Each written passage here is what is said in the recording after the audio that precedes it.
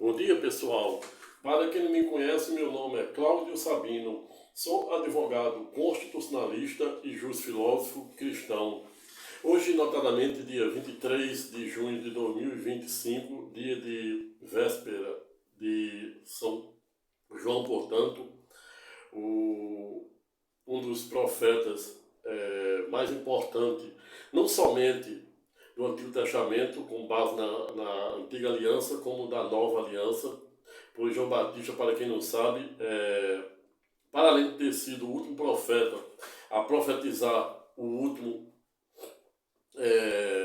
último livro do Antigo Testamento, em que pesa o mesmo também, foi o primeiro a pregar na nova e eterna aliança com as boas-vindas, ou seja, preparando o caminho para Cristo Jesus vir pela sua primeira vez na qualidade de servo, homem, servo e cordeiro, para ser o nosso Redentor e sumo sacerdócio na ordem de Melquisedeque, pois Deus preparara João Batista no deserto para que ele, no momento certo, no momento adequado, ele pudesse ser aquele que, para além de batizar Jesus aos 30 anos, no Rio Jordão, também for aquele que anunciara as boas novas.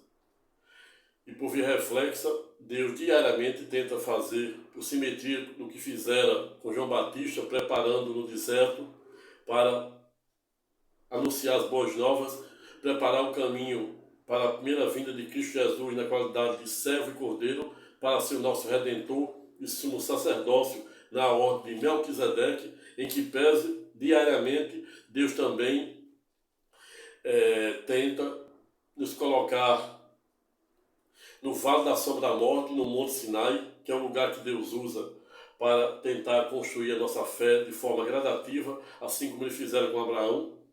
Mas Deus, como não existe nada oculto, nada invisível, nada que não tenha sido feito para aparecer, no ator Jesus, certa feita, foi pedagógico, no sentido de dizer que candeeiro ou candeira não fora feito para colocar debaixo da mesa, e sim remontando a ideia de que a luz, quem é a luz, quem tem luz divina, quem é instrumento do Todo-Poderoso, deve compartilhar essa luz com todos aqueles que demandam da luz.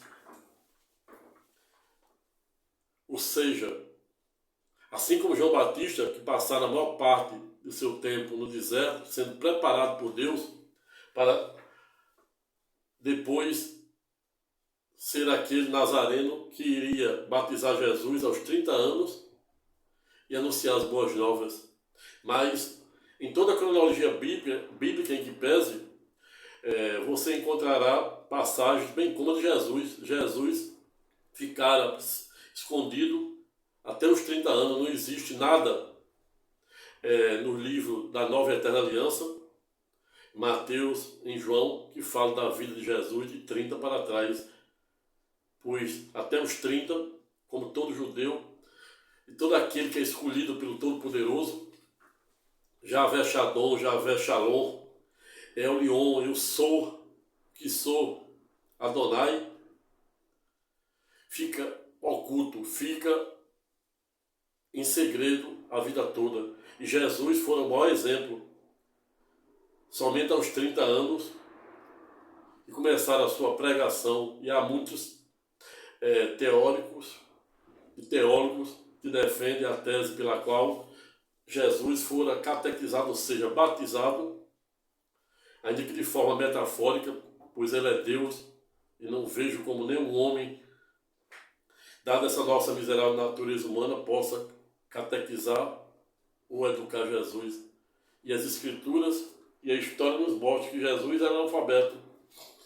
Todo o seu conhecimento era por revelação, pois ele é uma das pessoas da Trindade, ou seja, Deus Pai, Deus Filho, Deus Poder, Deus Espírito Santo. Lá em João do Apocalipse, da ilha de Patmos, é pedagógico quando diz que no início era o verbo, e sem ele nada se fez e nada se fazia, e o verbo se fez carne, ou seja, a gente vai lá para o Apocalipse, Jesus, no mínimo 2 ou 3 vezes, diz eu sou, ou seja, não obstante a Igreja Católica defenda a clássica trindade, que é ver Deus em 3 dimensões, mas a maneira mais fácil e pedagógica de você entender a trindade é imaginar um ovo. Um ovo é composto de 3 partes, a saber, casca, gema e a clara. E isso não torna o ovo em 3 pessoas. Da mesma feita, por simetria, quando falamos em trindade, tratado em um dos segmentos da teologia, a saber, a cristologia, para você entender a trindade, basta ver esse mesmo exemplo do ovo. E quando diz que Deus, em tese, é 3 pessoas, entendam-se, Deus teve ao longo da cronologia bíblica a necessidade de se manifestar de 3 maneiras. A primeira, por meio do Pai, eu sou. Segunda maneira, por meio do Filho. E a terceira, por meio do Espírito Santo.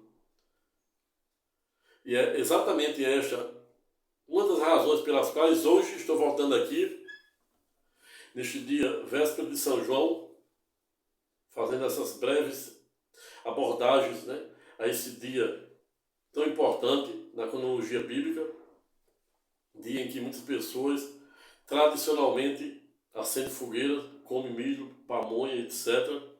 Mas aqui, essa primeira abordagem é de caráter eminentemente teológico. A importância de João Batista, assim como Maria, aquela que o saudoso Papa Francisco chamava de Santíssima Maria Maior, não à toa mesmo, como ato de última vontade, no bojo de seu testamento, pedira para que o seu corpo fosse sepultado ao lado, exatamente na capela de Santa Maria Maior, onde ele orava todos os dias. Mas hoje, estou voltando aqui, neste dia 23, dia que comemora a véspera de São João, o Nordeste todo comemorando as festas, Caruaru, Campina Grande notadamente, na Paraíba, mas também temos lá em Mossoró, em todo o Brasil, esse dia tão importante e sagrado que é o dia de São João. E foi exatamente com base nesta data que iniciamos esta semana de segunda-feira, que estou voltando aqui para compartilhar um tema que, não obstante parecer simples ou comezinho, mas nos possibilitará a fazermos uma grande reflexão acerca desse nosso existencialismo, dessa ideia de finitude, que somente Deus é eterno e nós somos finitos e podemos soprar a qualquer momento. Não à toa, céu e terra passarão, somente as escatológicas palavras e promessas do Todo-Poderoso não hão de passar. Mas antes mesmo de comunicar o título ao objeto de nosso singelo estudo de hoje, agradeço aos mais de 199 mil views, quase 200 mil views ou visualização que o PET Canal obteve desde sua instituição, criação. Em especial os novos inscritos, sejam todos muito bem-vindos. Continuo convidando para convidar também o maior número de pessoas para se inscrever no PET Canal e fazer parte do canal da cidadania, canal 3D ou 3 dimensões. Se gostar do presente vídeo, ao final deixe seu comentário de forma educada, respeitosa e elegante. Ato contínuo, passando a comunicar o título, o objeto de nosso singelo estudo de hoje, abre aspas, Deus ou nada, ou Marte ou nada. Quem tem razão nesse duelo de titãs à luz da lei de Deus e da lei dos homens? Fecha aspas. Eis a questão, como dizia um grande dramaturgo, e por que não dizer, um dos maiores poetas britânico de todos os tempos, qual seja William Shakespeare, para quem à época fora pedagógico, no sentido de dizer existia entre o céu e a terra ângulo e mais coisa do que a nossa vã filosofia imagina. Mas Shakespeare, certa feita, também fora pedagógico, no sentido de dizer que a raiva é o veneno que tomamos para desejar a morte de outrem. E isso não existe. Isso é uma coisa anacrônica, ou seja, que não existe, ou pelo menos não deve existir. Pois quem nutre raiva de alguém, ele acaba se automutilando. E muitas vezes, ou quiçá, até mesmo na maior parte das vezes, as pessoas que você nutre raiva dela sequer sabem que você tem raiva dela, e é você que está se martirizando, e é você que está se mutilando. E é esta a razão pela qual Cristo Jesus, falando para seu querido discípulo Pedro Simão, quando Pedro Simão perguntara para Jesus quantas vezes deveriam perdoar, e Jesus diz 7, aí Pedro Simão diz 7, 7 vezes 70, ou seja, 490 vezes. Não obstante, isso não ser uma limitação, devemos perdoar tantas vezes for necessário. O fato é que o perdão não é um dom do homem. O homem, o pior que pode fazer é desculpar, jogar para debaixo do tapete e clamar para o fogo consumidor do Todo-Poderoso e o digno do poder do Espírito Santo realizar o resto. Pois o dom do perdão só pertence ao Todo-Poderoso. Não à toa, somos salvos por meio da graça e por meio da fé. E até mesmo a fé em que pese não pode ser obra do homem, para que o homem não se engrandeça em detrimento do Todo-Poderoso. Dito isto, e para que o presente individual em tese não fique maior do que eu pretendo, desde já passo a motivar uma das razões pelas quais hoje fui instado ou provocado a falar de dada temática, que não obstante ser simples ou comezinha, mas a mesma também é revestida de uma sensibilidade que merece destaque. E foi exatamente esta a razão pela qual hoje escolhi o presente tema, Deus ou nada, ou Marte ou nada. As respectivas frases foram ditas. A primeira, ou seja, Deus ou nada, é título de um livro de um cardeal africano, a saber, Robert Sarah, que participara do último conclave da escolha do sucessor do Papa Francisco, e hoje, em que pese, ele é considerado o homem mais poderoso no Vaticano abaixo do Papa, ou seja, é considerado o homem de confiança, onde o atual Papa Leão XIV, em que pese, otorgara missões extraordinaríssimas para o mesmo desenvolver em seu nome. E para quem não sabe, os cardeais, assim como o poder do Espírito Santo, é considerado o conselheiro do Papa. E o Espírito Santo, para quem não sabe, é considerado o nosso conselheiro diário. E não à toa, muitas vezes nos pegando, falando em tese sozinho, mas não estamos sozinhos, é Ele falando por nós, é Ele dando aquele tino, nos livrando de determinada coisa, é Ele, quando a gente clama de forma honesta, de forma sincera, que Ele nos ilumine, que Ele nos proteja, que Ele nos livre de todo o mal, que Ele nos guie e nos oriente. E Ele, diariamente, é o nosso conselheiro, o poder do Espírito Santo. E Jesus foi pedagógico, a ponto de dizer que blasfemar contra o Filho, pode até blasfemar contra o Filho e contra o Pai, mas jamais contra o dom do poder do Espírito Santo.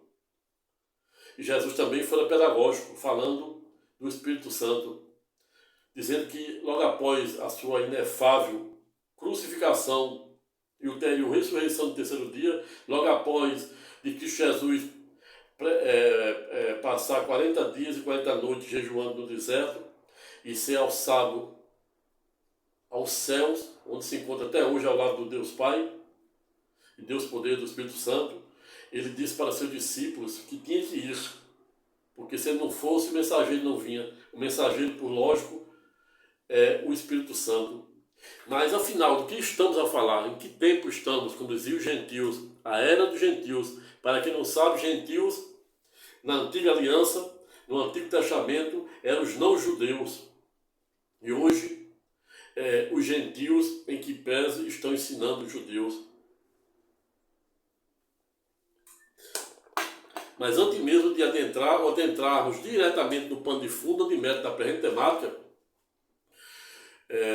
faço aqui uma atualização do último vídeo que fiz, notadamente no que aduz os contornos e alcances da escalada da guerra de Israel para o Irã,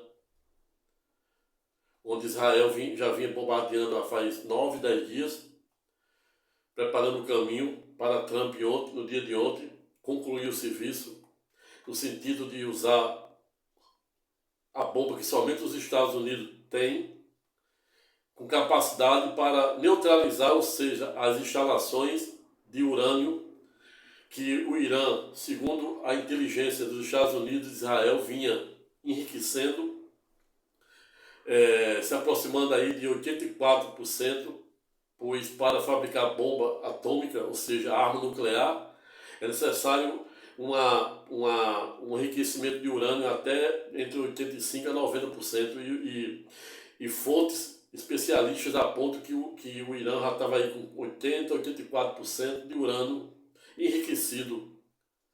E aí foi o estopim, e foi o fio condutor para o dia de ontem, Trump, de forma tática, de forma estratégica e cirúrgica, bombardear reservas de urânio, onde venham sendo enriquecidas, a uma profundeza de 80 metros, que somente essas bombas que pesam toneladas, que os Estados Unidos detêm, é que tinha essa capacidade. E aí agora a guerra tomou outros contornos, pois o Irã, o líder maior do Irã, o Ayatollah, está prometendo dar respostas para os Estados Unidos que eles irão se arrepender. E a primeira é fechando o estreito de Hormuz, que é onde passa navios de petróleo. Pelo menos 20% do petróleo que é consumido no mundo passa, petróleo e gás natural passa por esse estreito de Hormuz. E eles ontem aprovaram com as suas autoridades no Irã para fechar. E isso já gera um conflito internacional. E para além disso, não é um pouco demasiado no ponto prever diversas eclosão de terrorismo, notadamente nos Estados Unidos e nos países que são aliados mesmo, em retaliação a esses expressivos 10 dias que Israel vem bombardeando as instalações nucleares do Irã, e ontem concluído com a participação maciça, bélica e direta dos Estados Unidos. E agora vamos esperar isso, próximos capítulos, para ver o que vai acontecer. E aí tem a China aí, que em tese não gosta muito de se envolver nas guerras, não obstante ser também uma consumidora, né, desse petróleo que passa por esse estreito de Hormuz. Temos a Rússia, que é um grande, compra armas, compra drones, compra mísseis fabricados pelo Irã, grande parceiro, grande aliado do Irã. E aí outro problema. E aí vamos aí esperar os próximos capítulos, né? Irei atualizar aqui, trazer os bastidores. Esta é mais uma razão pela qual te convido a se inscrever no presente canal, convidar o maior número de pessoas para fazer o mesmo, dê o seu like para o algoritmo do YouTube recomendar o presente vídeo para o maior número de pessoas, e ao final deixe seu comentário de forma educada, respeitosa e elegante. Dito isto, passo a fundamentar o pano de fundo ou de método da presente temática. O título, o objeto do nosso estudo de hoje é saber Deus ou nada, ou Marte ou nada, foram criados exatamente em razão de o atual cardeal, ou seja, o cardeal africano Robert Sarah, ter um livro com esse nome, Deus ou Nada, O respectivo cardeal também tem outro livro que fala do poder e da a força do silêncio diante dos ruídos da ditadura. Eu recomendo esses dois livros. E foram exatamente com base no primeiro livro, no título do primeiro livro, a saber, Deus ou Nada, do erudito cardeal Robert Sara, combinado com outra frase dita recentemente pelo homem mais rico do planeta, a saber, Elon Musk, senhor, o dono da SpaceX, que constrói em parceria com a NASA foguetes, sondas, cápsula, transporte de astronauta para as estações espaciais do terceiro céu, aquele céu cosmológico. Mas Elon Musk, para além de ser senhor da SpaceX, que é essa empresa que tem um projeto de levar até aí de 2030, 2050, 1.000 humanos para povoar Marte, e isso aí será objeto do pano de fundo da presente temática, irei dizer que isso aí é o que tem por trás dessa ideia futurista de Elon Musk.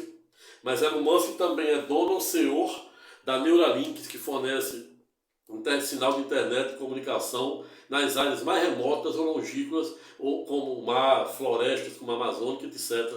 Existe também a Tesla, que fabrica carro elétrico, baterias elétricas, placas fotovoltaicas para geração de energias solares, etc. Ele tem também outra empresa, que é a Neuralink, fabrica, já disse ter implantado 2 chips na mente humana com o objetivo de criar uma interface de pessoas com doenças degenerativas, neurológicas, com o objetivo de possibilitar a pessoa mover mouse, digitar mouse, mandar mensagens, uma espécie de interface entre o cérebro humano e a máquina, e até mesmo mensagem. Nesse ponto, em tese, devemos tirar o chapéu. Mas Elon Musk tem uns projetos nem um pouco ortodoxos sobre a perspectiva da ética, da moral e, por que não dizer, da lei de Deus e da lei dos homens. Pois Tiago, irmão terreno de Jesus, foi pedagógico no sentido de dizer que honrar somente a lei de Deus em detrimento da lei dos homens nos coloca também na condição de pecadores. E esta é uma das razões pelas quais não somente devemos honrar a lei de Deus, como também a lei dos homens.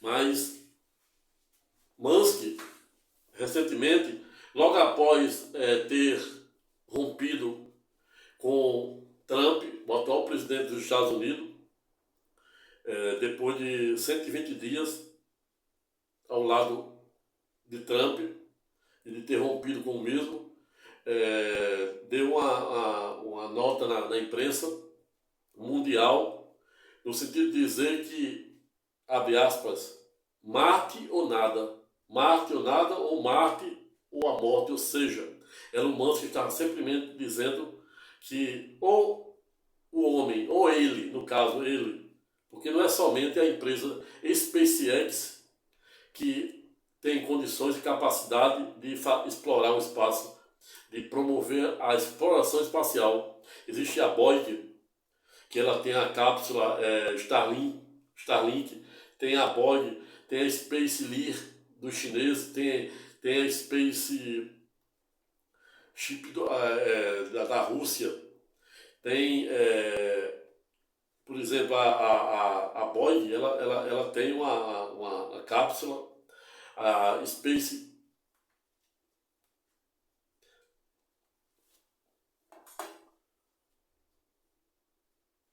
a Starline da Boeing, e Musk tem a Dragon. Musk fora contratado pela NASA por 2,6 bilhões de dólares para projetar essa cápsula Dragon, enquanto a Boeing, com a sua cápsula Starline, tiveram um contrato de mais de 4 bilhões. E aí você começa a ver e observar o verdadeiro espírito e interesse, o que tem por trás desses projetos faraônicos de Musk, prometendo povoar Marte até início de 2050, levando 1.000 humanos.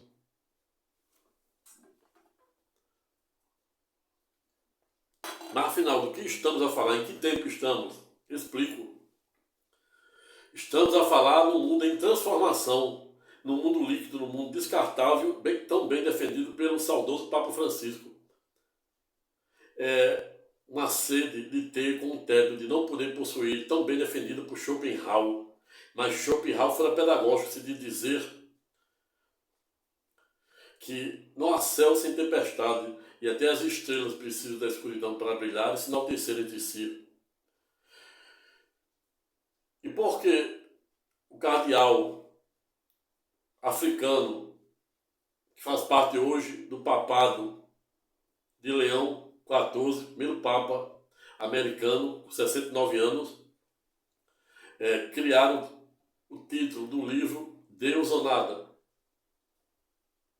E do outro lado, Elon Musk, recentemente, em sua fala, cria também o título NASA ou Nada?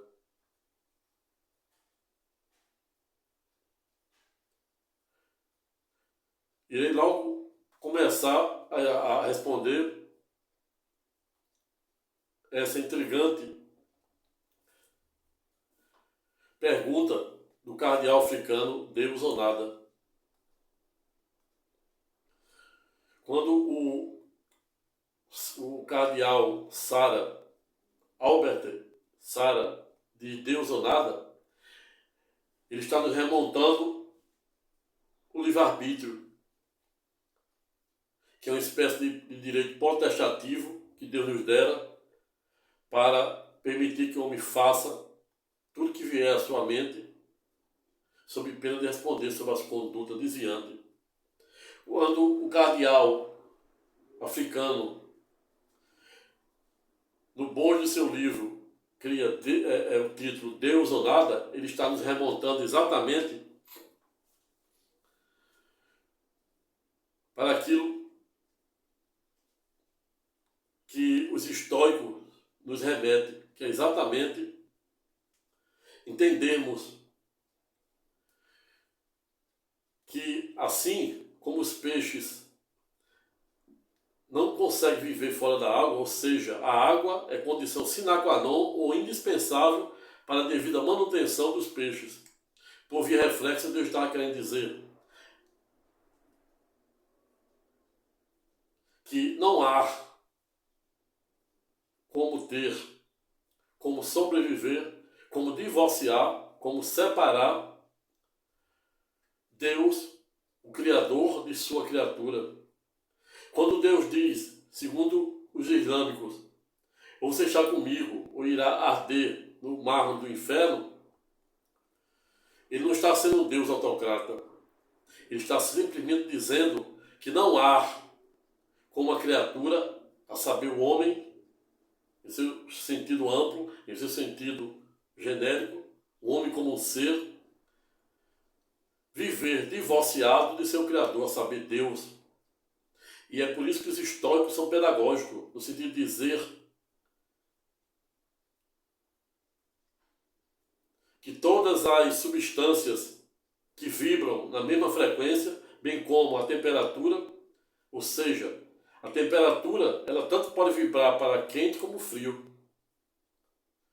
E é por isso que os estoicos são pedagógicos no sentido de dizer que não há frio. O que há é ausência de calor. Por via reflexa, não há calor. O que existe é a ausência de frio.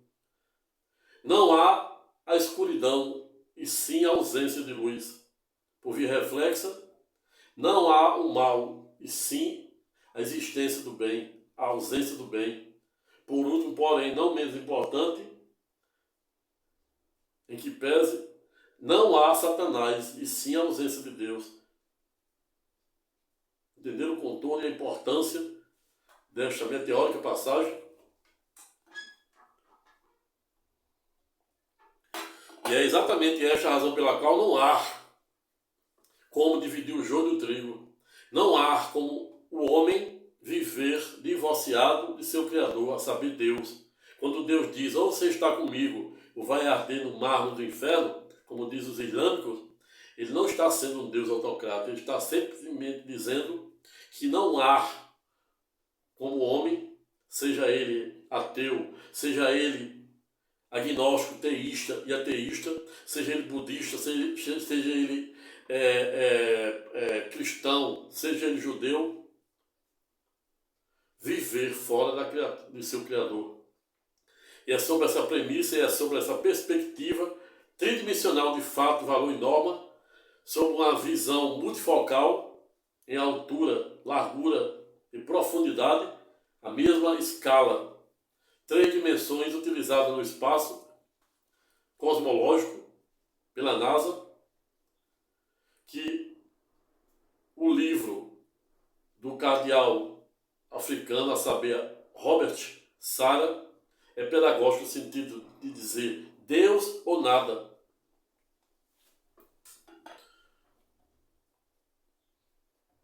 Fazendo o trocadilho com a frase de Musk, que disse Marte ou nada,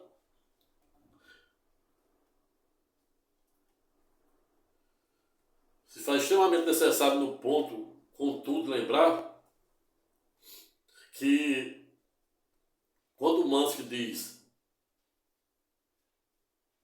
Marte ou nada, ele está, em tese, fazendo crer que a Terra, em um determinado momento, deixará de existir.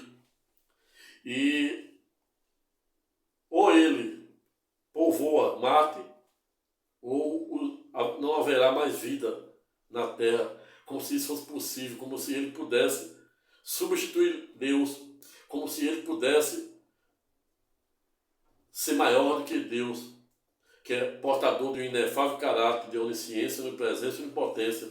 Admiro Elon Musk pela sua inteligência, pela sua visão.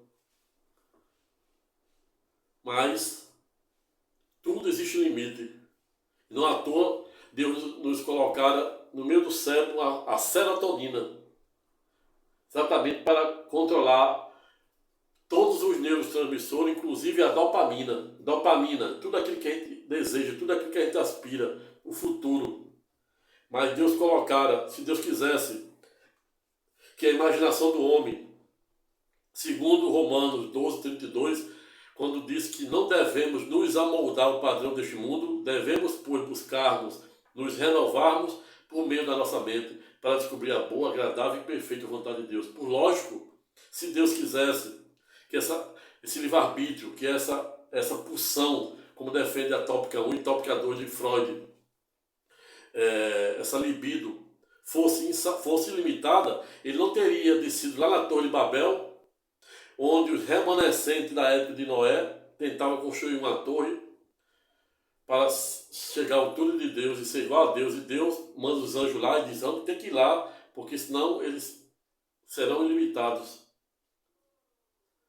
Se Deus quisesse que esse livre-arbítrio fosse ilimitado, ele não teria colocado um neurotransmissor aqui no meio do cérebro, a saber, a serotonina, para controlar os demais neurotransmissores, inclusive a própria dopamina. Se a dopamina é responsável por tudo aquilo que a gente faz, todas as nossas ações, trabalhar, estudar, aspirar, projetar o futuro e até mesmo usar o futuro para moldar e criar o presente, mas ele colocou a serotonina aqui para frear isso, para a gente não ficar um ser insaciável.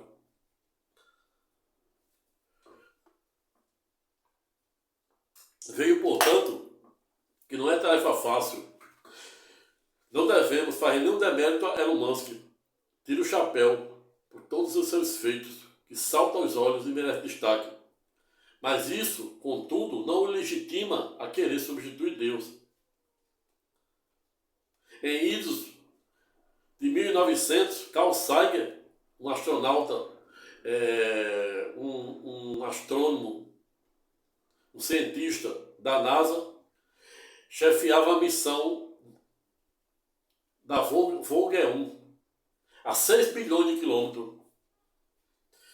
E ele deu um comando, deu um tiro nele para virar a sonda Voyager 1, que orbitava o Sol a uma distância de 6 bilhões de quilômetros. E ele mandou virar a sonda Voyager 1 para o lado da Terra e ficou ipsilitz impressionado, a ponto de dizer que estamos literalmente perdidos e que somos um acidente genético. E batizou a Terra com um pontinho pálido azul sobre um raio de sol. Mas com todas as vezes, com todo o respeito e admiração que eu tenho por este saudoso cientista, esse saudoso astronauta da NASA, digo que nós não somos um acidente genético, pois na Terra, não obstante a NASA até hoje busque de forma meteórica planetas que se aproximem com as condições de vida como a Terra, em que pese até hoje não se tem notícia que a NASA tenha conseguido remoto planeta. E como é que Elon Musk ousa querer substituir Deus, querer transformar o planeta Marte, um planeta cuja temperatura salta aos olhos, não tem nenhuma condição para a vida humana, ele querer substituir Deus. Isso é uma coisa anacrônica, ou seja, não existe. Isso é uma utopia. Mas pasme-se, Carl Sagan, quando virou a sonda Voyager 1, que é o objeto que o homem conseguiu, em que pese, né? A sonda Voyager 1 é o objeto que o homem conseguiu colocar mais longe no espaço.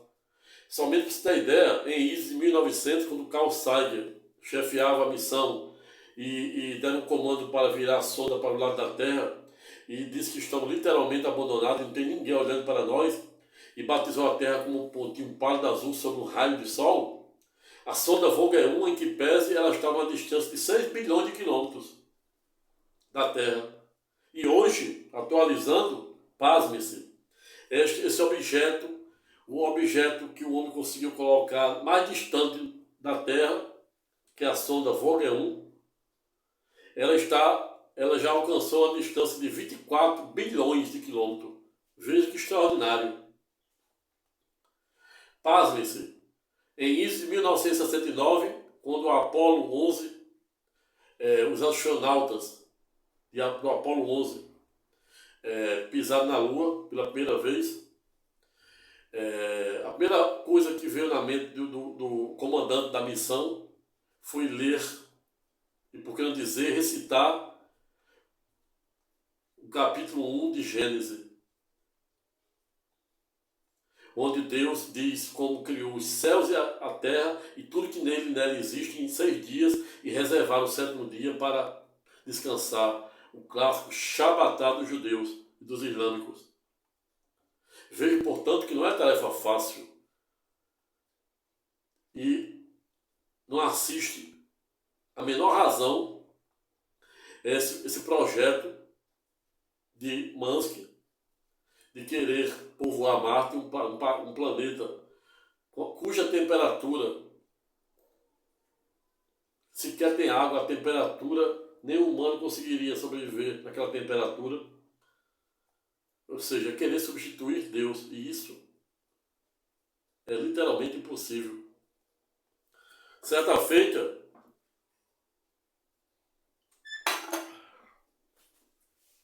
os cientistas norte-americanos desenvolveram um acelerador de partículas a ponto de começar a manipular átomos da química e da física, átomo A, átomo B, e eles manipulando o átomo B, A, B, observaram que átomo C reagiu como se manipulado tivesse sido. Manipulado o átomo B e átomo D, C e etc. reagiu como se manipulado estivesse. E aí aquilo intrigava os cientistas, que na sua grande maioria são ateus.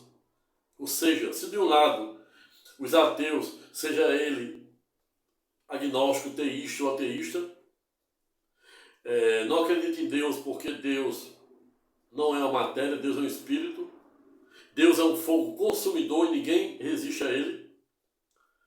Do outro, o mesmo cientista não consegue provar que ele não existe. Aí eu pergunto, como alguém pode ter tanta raiva do que não existe? Repita-se. Como alguém pode ter tanta raiva do que não existe? Como um ateu pode ter tanta raiva de Deus se ele não acredita que ele existe? Nietzsche nunca disse que Deus não existia. Ele, certa feita, foi infeliz no sentido de dizer que Deus estava morto. Talvez porque, interpretando de forma inadequada, aquela meteórica passagem interbíblica ou intertestamentária em que Deus passara expressivo 400 anos sem se manifestar para a humanidade, até que veio Cristo Jesus em sua primeira vinda na qualidade de homem, servo e cordeiro. E aí Nietzsche, no mínimo, interpretando de forma inadequada e equivocada, disse que Deus estava morto. Mesma coisa que dizia Epimênides, 500 anos de Cristo. Chamou Deus de um Deus desconhecido lá no Areópago, que era uma das cortes supremas da antiga Grécia, juntamente com o tribunal dos Eliastas, onde processaram, julgaram e condenaram, e por que não dizer, executaram o pai da filosofia, sabe, Sócrates, em idos de 399 a.C. Vejo, portanto, que não é tarefa fácil delimitarmos os verdadeiros contornos e alcances desse nosso existencialismo, onde só Deus é eterno e nós, dada essa nossa miserável natureza humana, podemos soprar a qualquer momento. Não à toa, céu e terra passarão. Somente as escatológicas palavras e promessas do Todo-Poderoso não hão de passar. A boca fala do que o coração está cheio, e o coração se farta com o que sai pela boca. Razão pela qual devemos fartarmos os nossos corações com coisas boas para descobrir a boa, agradável e perfeita vontade de Deus. Mas, afinal de contas, em que tempo estamos? O que estamos a falar? Em que tempo estamos? Como diziam os gentios, a era dos gentios. Estamos passando por uma época de transformações. Guerras, mais de 2 anos, 3 anos na Rússia e Ucrânia. Guerra, quase 2 anos da Israel, Hamas, se estendendo para o Líbano, Síria, e agora chegou ao Irã, que os portugueses chamam de Irão. Ontem, Trump, depois do 9º dia que Israel vinha atacando as instalações nucleares do Irã, concluiu o trabalho atingindo áreas mais sensíveis que tinham a profundidade de reserva de urânio enriquecido a mais de 84%, quase no ponto de preparar. O preparamento especialista disse que já tinha condições de preparar no mínimo 9 ogivas nucleares. E os Estados Unidos, não podia deixar barato, usou uma bomba que pesa toneladas, várias bombas, para atingir uma bomba que, quando cai no solo, ela sai furando até atingir aquela profundidade e implode lá embaixo. As bombas de Israel não chegaram nem perto, só o que estava na superfície.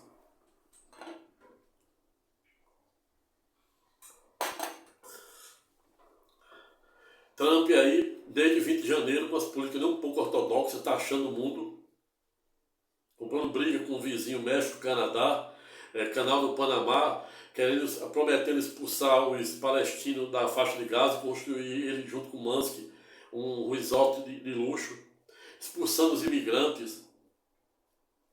Ou seja, o mundo está em transformação. Não estamos vivendo uma guerra de carne e sangue, sim, contra os principados e potestades do bem e do mal. Deus defendendo o bem e Satanás é representado por Lúcifer, entrando na mente das pessoas para instigá-la a fazer o mal. Estreita é o caminho e larga é o caminho da perdição e da desgraça. Eis que estou à porta e bato. Se alguém ouvir a minha voz e abrir a porta, entrarei e cearei com ele, e ele será comigo. Fantástico. Mas afinal, em que tempo estamos? Por quê? Deus ou nada? Ou Marte ou nada? Claro, né? Que Deus ou nada. Não há. como enxergarmos qualquer remota hipótese de não ser Deus ou nada. Albert Einstein, o grande pai da relatividade, grande físico, grande cientista, certa feita foi pedagógico. Não obstante ele ser ateu, ele disse que acreditava no Deus de Spinoza, que é aquele que também não acreditava no livre-arbítrio. E eu fiz um vídeo aí falando do livre-arbítrio sob a perspectiva de Spinoza, Baruch Spinoza, e outros chamam de Bento, e também à luz do grande, famoso neurocientista americano Albert Sapolsky, a ponto de dizer que o livre-arbítrio em tese não existe, e o livre-arbítrio representa tudo aquilo que o homem tem o poder de dominar. E sobre essa perspectiva e sobre essa premissa eu concordo em gênero, número e grau. Mas, certa feita, Albert Einstein foi pedagógico no sentido de dizer que só existe duas maneiras de enxergarmos a vida. Uma, um mundo em que não existe milagre. Dois, um mundo em que tudo seja visto sob a perspectiva de milagre. E eu sou adepto dessa segunda corrente.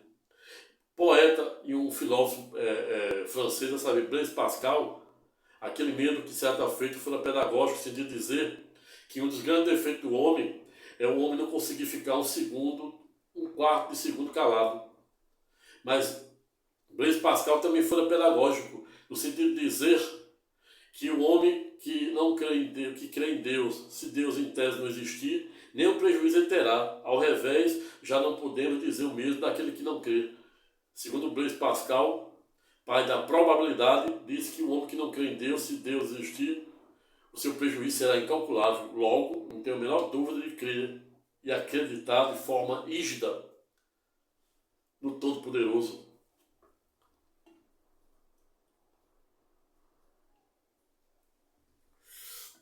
Mas, pasmem-se, voltando para o acelerador de partículas, antes do acelerador de partículas, a ciência, a física, a física quântica, entendia que a física quântica entendia que o átomo era a menor partícula do universo. Pasmem-se. Por meio do acelerador de partículas, os cientistas comprovaram existir um elemento ano-luz menor do que o átomo, a saber, os neutrinos. E isso, contudo, no ponto, nos remonta que não existe nada sob a perspectiva da lei de atração, sob a perspectiva da física quântica, sob a perspectiva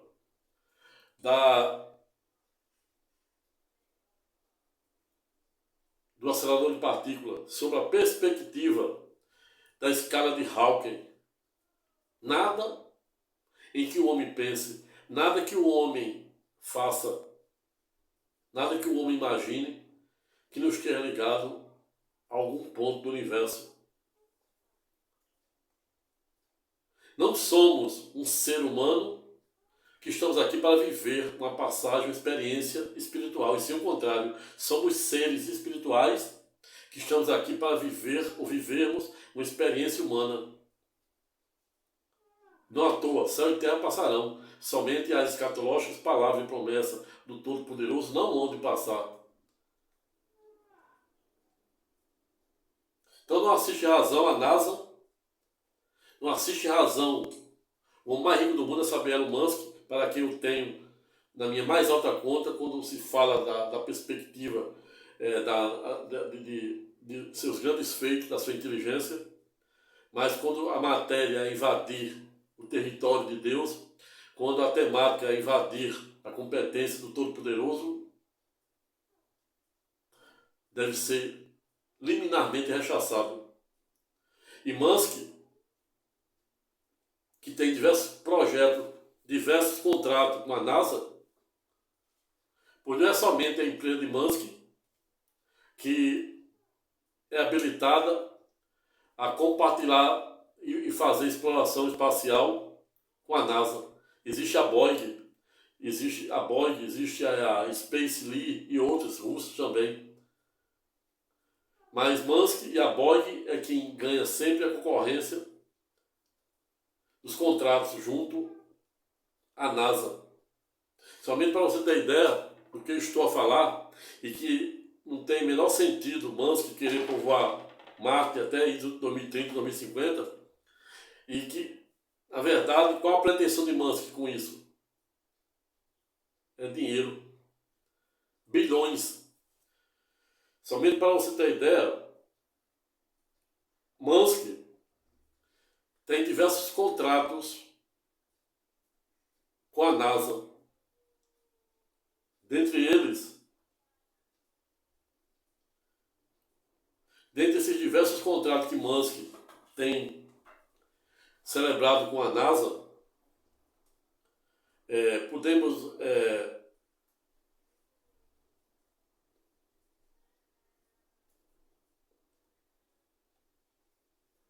a NASA anunciou nesta quarta-feira, dia 31, que contratou a empresa SpaceX de Elon Musk para mais 5 missões espaciais, no valor de 1,4 bilhões. Só para você ter ideia, a NASA contratou Musk para colocar, para construir uma cápsula Dragon por 2,5 bilhões. A mesma NASA contratou a Boeing por meio da Starline, outra cápsula também de propriedade da Boeing, que tem também contrato com a NASA, foi mais de 4 bilhões. Então você veja que Musk não tem nenhum interesse por trás, né? A grande reserva mental de Musk não é encontrar, descobrir ET, extraterrestre, OVNIs, nave espacial, ET.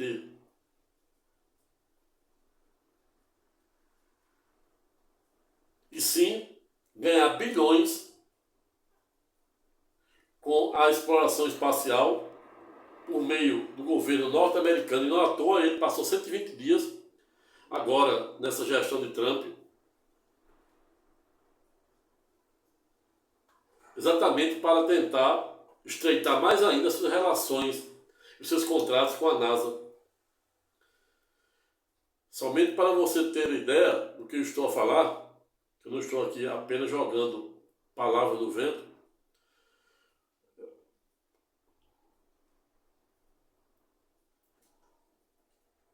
Vou abrir aqui, por exemplo, a NASA contrata SpaceX para mais 5 missões espaciais por uma cifra de 1,4 bilhões. Mas, vou pegar outra aqui, somente para você ter ideia.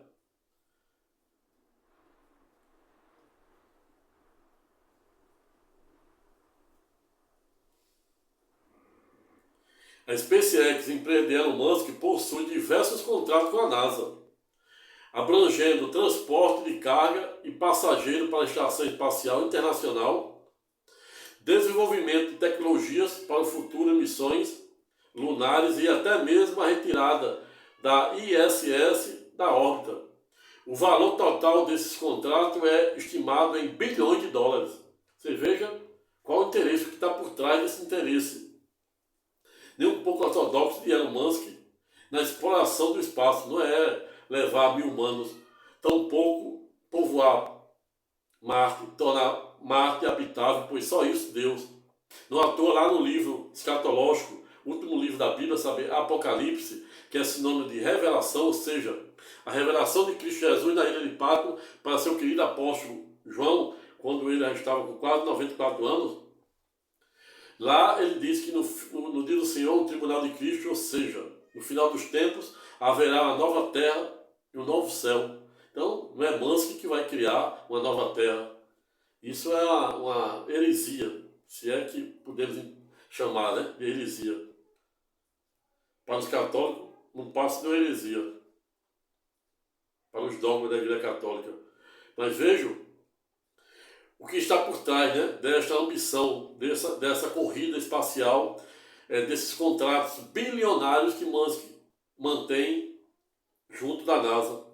No ator ele passou 120 dias aí como secretário para a redução de despesas dos Estados Unidos o objetivo dele é estreitar mais ainda as chances de continuar a celebrar contratos com a NASA. Principais contratos e projetos, né, que Musk tem: transporte de carga e passageiro. A SpaceX é responsável por levar suprimentos e astronautas para a ISS, sendo um parceiro crucial para a Agência Nacional Americana. Primeiro, outro, programa Artemis. A SpaceX está desenvolvendo a Starship, que é uma cápsula, né? É um foguete que levará astronautas à Lua como parte do programa Artemis, com foco no retorno à superfície no lar, ou seja, remontando ISO de 1969 da Apollo, a missão Apollo 11. Pasme-se, não para por aí. Os contratos de Elon Musk com a NASA. Missão Dragonfly. A SpaceX também foi contratada para lançar a missão Dragon, com um drone movido a energia nuclear que explorará a Lua, Titã e Saturno. Pasme, não para por aí. Também a SpaceX venceu um contrato para desenvolver espaçonave para a retirada da ISS da órbita e a guiará para uma reentrada controlada na atmosfera terrestre após sua aposentadoria. Tudo isso aqui merece destaque, e eu tiro o chapéu e eu coloco o Elon Musk na minha mais alta conta. Mas isso não o legitima a querer substituir Deus, em querer tornar Marte povoável. Salvo, né, melhor juízo, e que se Deus permitir, né? A importância dos contratos, né, de Musk. Parceria estratégica. A parceria entre SpaceX e a NASA é fundamental para o avanço da exploração espacial com a empresa de Musk, fornecendo tecnologia e serviço. Ou seja, Musk, a NASA antes gastava fortuna com os foguetes e na sua grande maioria todos eram perdidos. E Musk criou tecnologia, desenvolveu tecnologia para reaproveitar os foguetes. E isso também merece destaque e coloca Elon Musk na minha mais alta conta. Mas repita-se, isso não o legitima a querer substituir Deus. Existe um paradoxo de Fermat que consiste exatamente em uma teoria que de um lado defende a não existência, a existência ou não de seres ano-luz mais inteligentes e superiores, mais avançados, civilizações avançadas que a nossa. E segundo essa teoria de paradoxo de Fermat, é pedagógica no sentido de dizer que se realmente existir vidas mais evoluídas e mais inteligentes do que a nossa, de um lado, fatalmente, elas nunca se manifestarão, pois o homem não terá a mínima capacidade de compreendê-la. Ato contínuo, remontando aqui dois exemplos, né, da formiga. A formiga, imagina uma formiga que o habitat dela é a floresta. Ocorre que naquela floresta, uma construtora constrói uma ponte. E aí a formiga continua lá, como se a floresta lá ainda estivesse. Ou seja, a formiga não teve e nem tem a menor capacidade de compreender a realidade, que ali não é mais o seu habitat natural. Por via reflexa, existe outro exemplo da pulga. Os cientistas norte-americanos pegaram uma pulga desse bicho, colocaram dentro do recipiente igual a este, e começaram a observar a pulga pulando acima da superfície. Depois, fecharam a tampa da superfície e observaram que a pulga começaram a pular até a tampa. Tempos depois, minutos depois, os cientistas tiraram a tampa e observaram que a pulga continuava pulando como se a tampa lá estivesse, ou seja, mostrando a limitação da pulga, assim como a formiga, que não tem a menor capacidade de compreender a realidade de vidas, ano-luz, mais evoluída e mais inteligente do que a nossa, remontando esse paradoxo de Fermat. Mas se a NASA e se alguém continua cético em querer encontrar vida fora da Terra, Não precisa ir a Marte, ir a Júpiter, ir a Lua, ir a Vênus. Basta ler o livro mais rico da história da humanidade, saber a Bíblia. Pois lá Jesus foi pedagógico, no sentido de dizer que ele não era desse mundo. E quem não é desse mundo é de onde? É extraterrestre, é OVNI. E que para onde ele ia, nós jamais poderíamos entrar. Estava falando do terceiro céu. Então não assiste razão Musk querer tornar Marte uma segunda terra, pois isso já existe previsão escatológica no último livro da Bíblia, saber Apocalipse. E é exatamente esta a última ratio e a última razão pela qual finaliza o pré-estudo temático, no sentido de dizer que não há céu sem tempestade, e até as estrelas precisam da escuridão para brilharem e se enaltecerem de si. Outro sim, se alguém tem dúvida da existência de Deus, veja o homem, multiplique pelo infinito, e logo verás esse ser tão necessário em busca da paz, da felicidade e do amor. Aquele que abordoa objetos estranhos negociam, como diz a Mazili e asseverou Cresce Morton, razão e ciências, e dias virão em que a razão dominará o mundo. Razão essa tão bem defendida pela ordem de Santo Agostinho.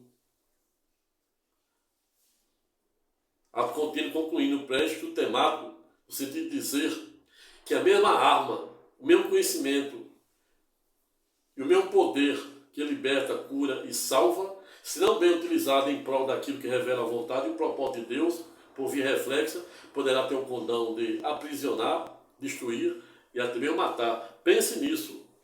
Pessoal, eu ficando por aqui, não tive a menor pretensão de cortar matéria, tampouco fazer nenhum demérito daqueles que pensam em sentido contrário, por isso a democracia. Apenas jogar a luz de Santo Agostinho é um tema sensível, porém importante, notadamente nesses dias de transformação, nesses dias líquidos em que o homem vive numa meteórica sede de ter, com o tédio de não poder possuir. Se gostar do presente vídeo, dê o seu like, se inscreva no presente canal, aperte o sininho aí para ser avisado para os próximos vídeos que irei fazer no decorrer do presente ano, que não serão poucos. E se tiver vontade, deixe seu comentário de forma educada, respeitosa e elegante. Até a próxima e fique com Deus.